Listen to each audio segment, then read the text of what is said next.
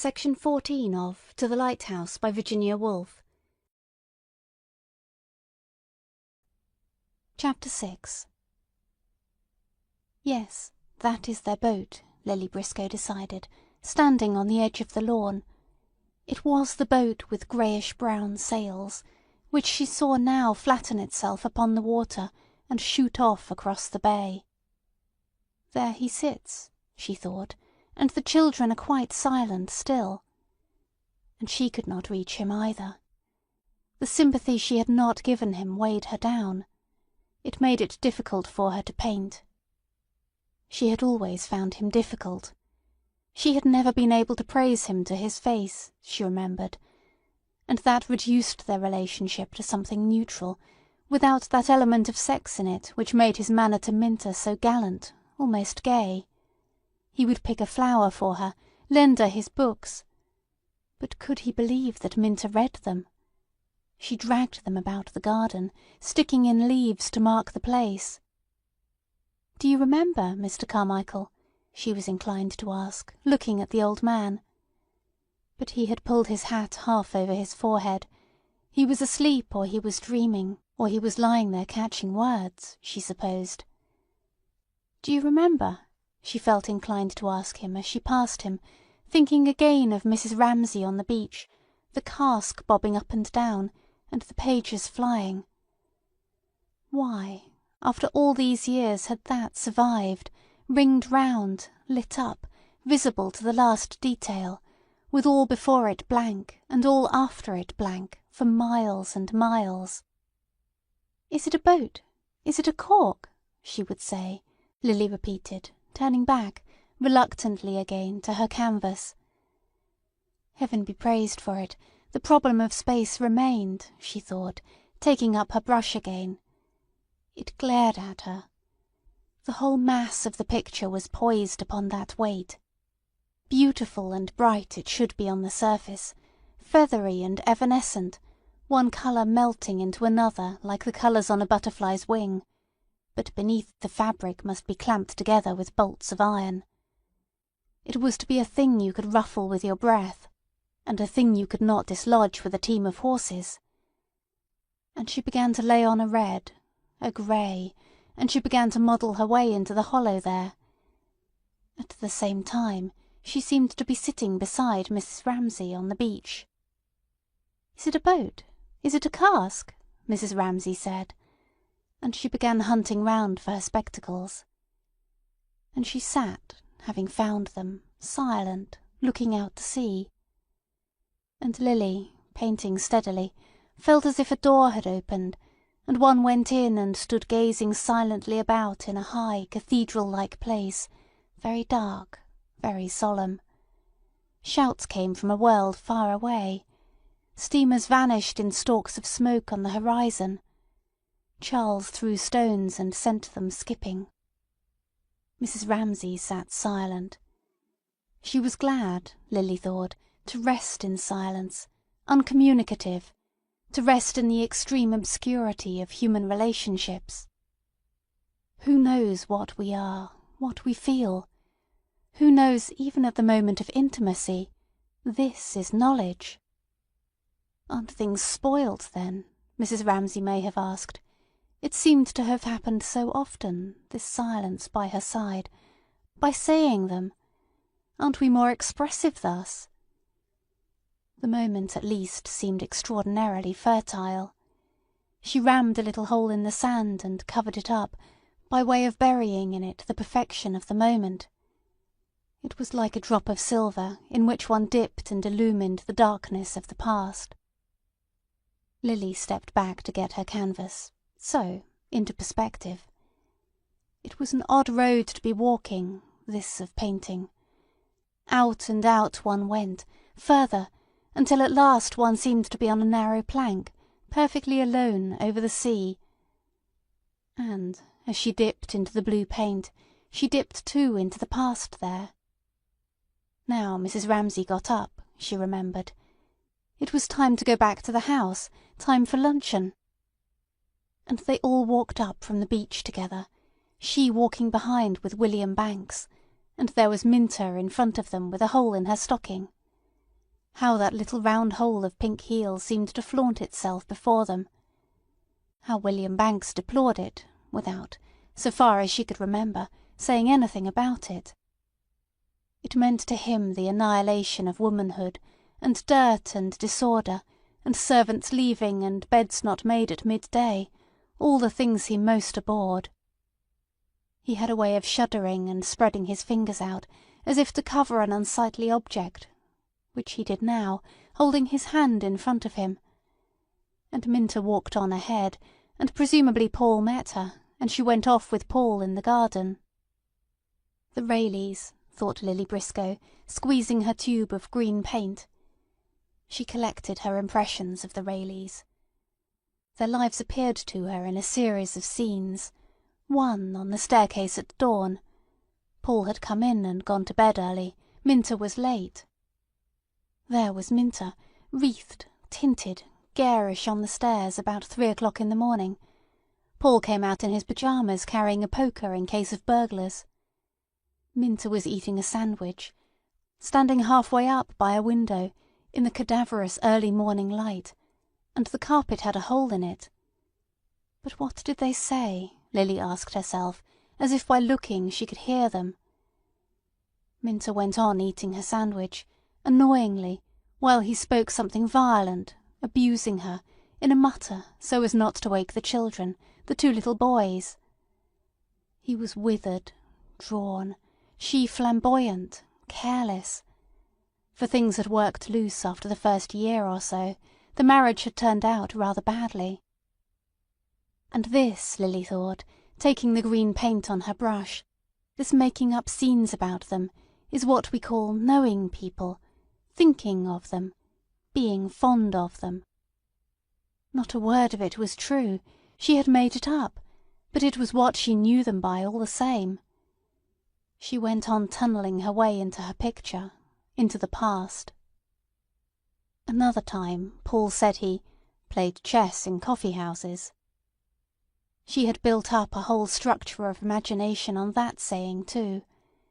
She remembered how, as he said it, she thought how he rang up the servant, and she said, "Mrs. Rayley's out, sir," and he decided that he would not come home either. She saw him sitting in the corner of some lugubrious place, where the smoke attached itself to the red plush seats, and the waitresses got to know you, and he played chess with a little man who was in the tea trade and lived at Surbiton, but that was all Paul knew about him. And then Minta was out when he came home, and then there was that scene on the stairs, when he got the poker in case of burglars, no doubt to frighten her too, and spoke so bitterly, saying she had ruined his life. At any rate, when she went down to see them at a cottage near Rickmansworth, things were horribly strained. Paul took her down the garden to look at the Belgian hares which he bred, and Minta followed them, singing, and put her bare arm on his shoulder, lest he should tell her anything. Minta was bored by hares, Lily thought, but Minta never gave herself away. She never said things like that about playing chess in coffee-shops. She was far too conscious, far too wary. But to go on with their story. They had got through the dangerous stage by now. She had been staying with them last summer sometime, and the car broke down, and Minta had to hand him his tools. He sat on the road mending the car, and it was the way she gave him the tools, businesslike, straightforward, friendly, that proved it was all right now. They were in love no longer. No, he had taken up with another woman, a serious woman, with her hair in a plait and a case in her hand. Minta had described her gratefully, almost admiringly, who went to meetings and shared Paul's views, they had got more and more pronounced, about the taxation of land values and a capital levy. Far from breaking up the marriage, that alliance had righted it. They were excellent friends, obviously, as he sat on the road and she handed him his tools. So that was the story of the Rayleys, Lily thought. She imagined herself telling it to Mrs. Ramsey, who would be full of curiosity to know what had become of the Rayleys. She would feel a little triumphant, telling Mrs. Ramsey that the marriage had not been a success. But the dead, thought Lily, encountering some obstacle in her design which made her pause and ponder, stepping back a foot or so. "Oh, the dead," she murmured. One pitied them. One brushed them aside. One had even a little contempt for them. They are at our mercy. Mrs. Ramsey has faded and gone, she thought. We can override her wishes, improve away her limited, old-fashioned ideas. She recedes further and further from us. Mockingly, she seemed to see her there at the end of the corridor of years, saying, of all incongruous things, "Marry! Marry!" Sitting very upright early in the morning with the birds beginning to cheep in the garden outside. And one would have to say to her, "It has all gone against your wishes. They're happy like that. I'm happy like this. Life has changed completely." At that all her being, even her beauty, became for a moment dusty and out of date. For a moment Lily, standing there, with the sun hot on her back, summing up the Rayleys, triumphed over Mrs. Ramsey, who would never know how Paul went to coffee-houses and had a mistress, how he sat on the ground and Minter handed him his tools, how she stood here painting, had never married, not even William Banks. Mrs. Ramsey had planned it. Perhaps, had she lived, she would have compelled it. Already that summer he was the kindest of men. He was "the first scientist of his age, my husband says." He was also "Poor William! It makes me so unhappy when I go to see him, to find nothing nice in his house, no one to arrange the flowers." So they were sent for walks together, and she was told, with that faint touch of irony that made Mrs. Ramsey slip through one's fingers, that she had a scientific mind, she liked flowers, she was so exact. What was this mania of hers for marriage? Lily wondered, stepping to and fro from her easel. Suddenly, as suddenly as a star slides in the sky, a reddish light seemed to burn in her mind, covering Paul Rayley, issuing from him. It rose like a fire sent up in token of some celebration by savages on a distant beach. She heard the roar and the crackle. The whole sea for miles round ran red and gold. Some winy smell mixed with it and intoxicated her, for she felt again her own headlong desire to throw herself off the cliff and be drowned looking for a pearl brooch on a beach. And the roar and the crackle repelled her with fear and disgust, as if while she saw its splendour and power, she saw too how it fed on the treasure of the house, greedily, disgustingly, and she loathed it. But for a sight, for a glory, it surpassed everything in her experience, and burnt year after year like a signal fire on a desert island at the edge of the sea, and one had only to say, "In love," and instantly, as happened now, uprose Paul's fire again. And it sank, and she said to herself, laughing, "The Rayleys!" How Paul went to coffee-houses and played chess. She had only escaped by the skin of her teeth, though, she thought. She had been looking at the tablecloth, and it had flashed upon her that she would move the tree to the middle, and need never marry anybody, and she had felt an enormous exultation. She had felt, now she could stand up to Mrs. Ramsey, a tribute to the astonishing power that Mrs. Ramsey had over one. "Do this," she said, and one did it. Even her shadow at the window with James was full of authority. She remembered how William Banks had been shocked by her neglect of the significance of mother and son. Did she not admire their beauty? He said. But William, she remembered, had listened to her with his wise child's eyes when she explained how it was not irreverence, how a light there needed a shadow there, and so on. She did not intend to disparage a subject which, they agreed, Raphael had treated divinely. She was not cynical. Quite the contrary. Thanks to his scientific mind he understood, a proof of disinterested intelligence which had pleased her and comforted her enormously. One could talk of painting then seriously to a man. Indeed, his friendship had been one of the pleasures of her life. She loved William Banks. They went to Hampton Court, and he always left her, like the perfect gentleman he was, plenty of time to wash her hands while he strolled by the river. That was typical of their relationship. Many things were left unsaid. Then they strolled through the courtyards and admired, summer after summer, the proportions and the flowers, and he would tell her things, about perspective, about architecture, as they walked, and he would stop to look at a tree, or the view over the lake, and admire a child.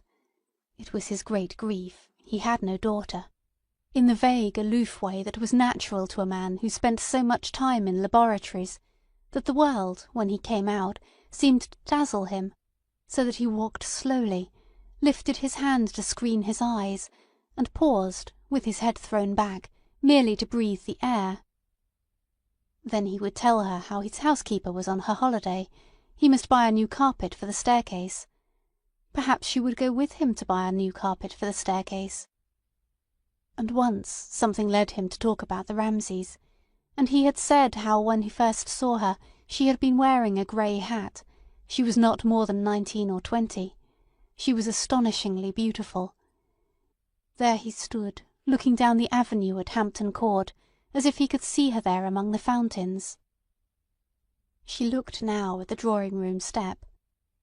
She saw, through William's eyes, the shape of a woman, peaceful and silent, with downcast eyes. She sat musing, pondering. She was in grey that day, Lily thought. Her eyes were bent. She would never lift them.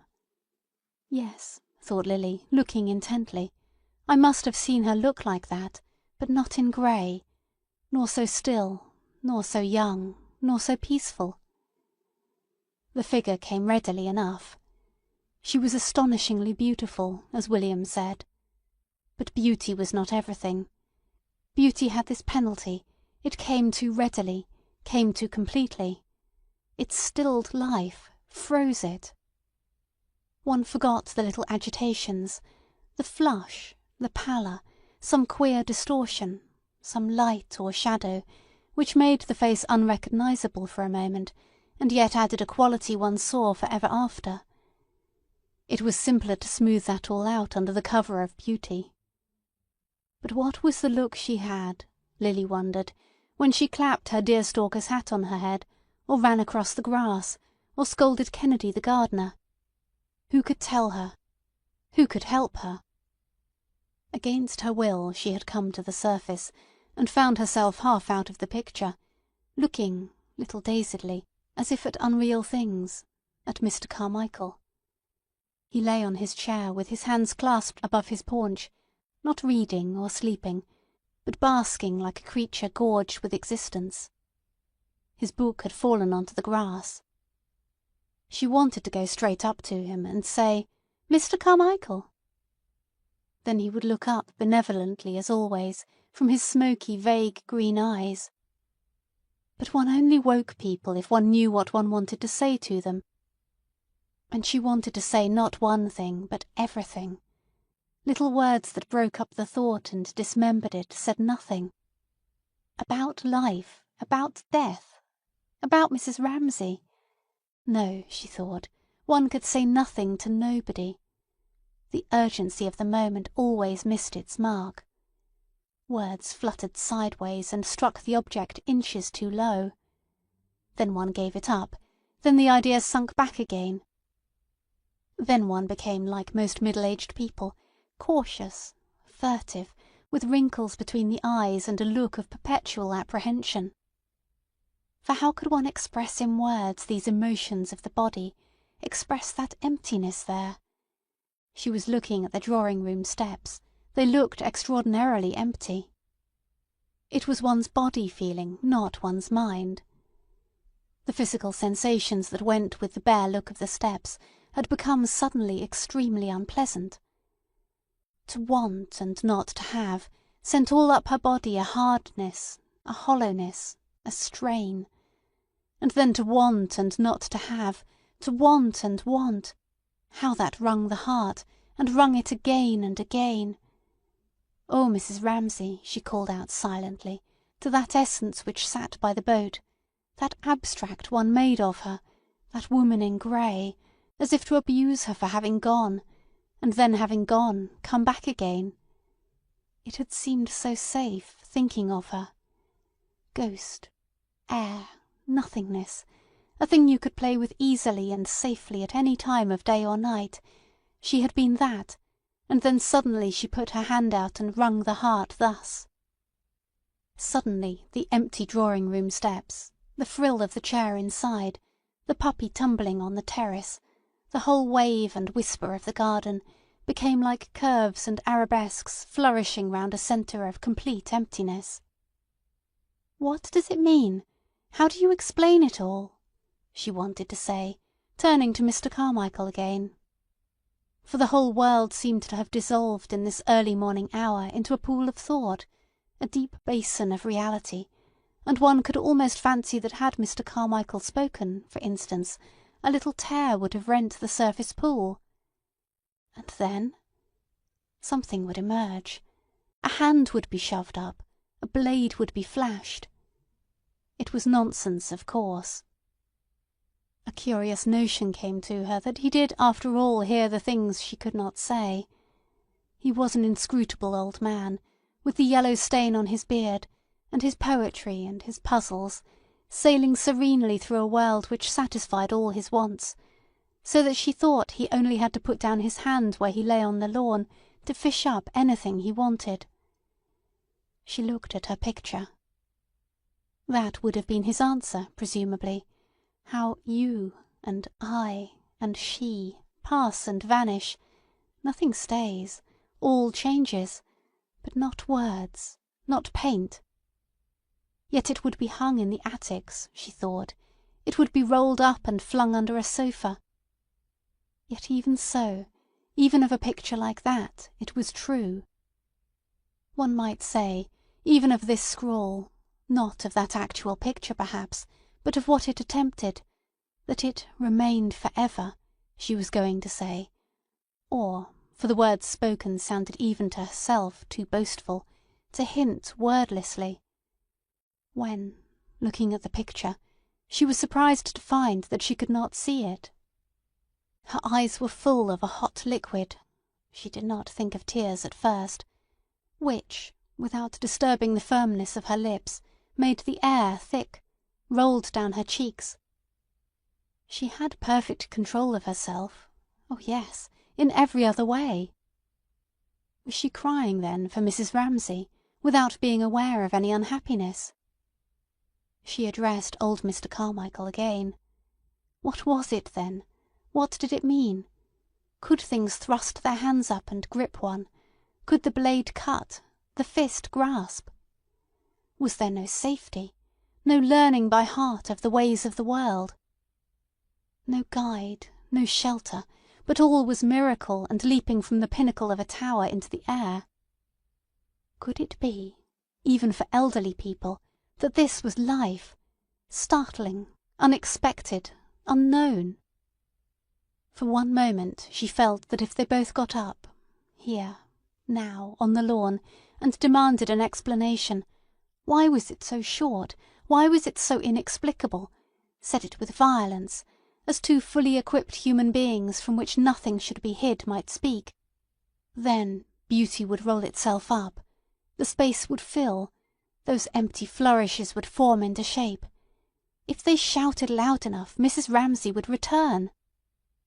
"Mrs. Ramsey," she said aloud. "Mrs. Ramsey." The tears ran down her face. Chapter 7. McAllister's boy took one of the fish and cut a square out of its side to bait his hook with. The mutilated body, it was alive still, was thrown back into the sea. End of section 14.